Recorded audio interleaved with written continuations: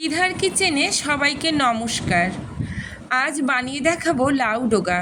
প্রথমে কড়াতে গরম করে 2 চামচ তেল আর হাফ চামচ চন্দনী, হাফ চামচ কালো জিরে একটু সাঁতলে নিয়ে কাঁচা লঙ্কা 3টে দিয়ে লম্বা করে কেটে রাখা আলু ধুয়ে তাতে দিয়ে দিলাম।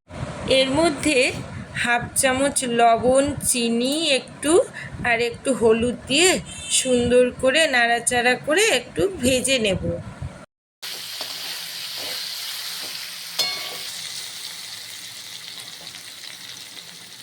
এর মধ্যে একটু রাঁধুনি বাটা বা চন্দনী বাটা হাফ চামচ দিয়ে দিলাম।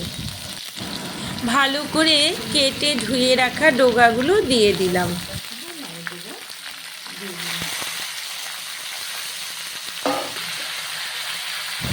এর মধ্যে হাফ চামচ হলুদ, আন্দাজ মতো লবণ আর 1 চামচ চিনি দিয়ে দিলাম। দিয়ে সুন্দর করে নাড়াচাড়া করে ভালো করে কষিয়ে নিয়ে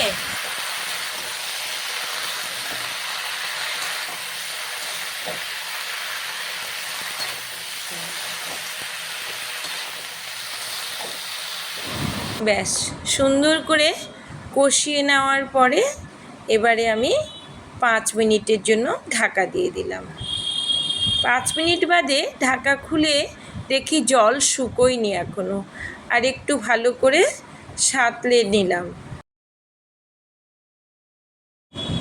দেখো ডোগাগুলো কি সুন্দর নরম হয়ে এসছে।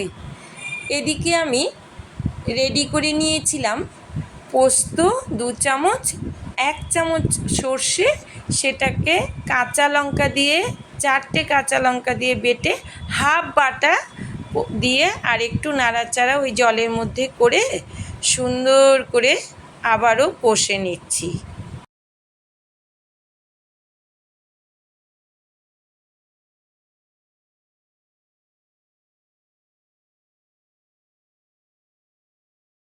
এদিকে একটু চেক করে নিলাম, আলুগুলো খুব সুন্দর সেদ্ধ হয়ে গেছে।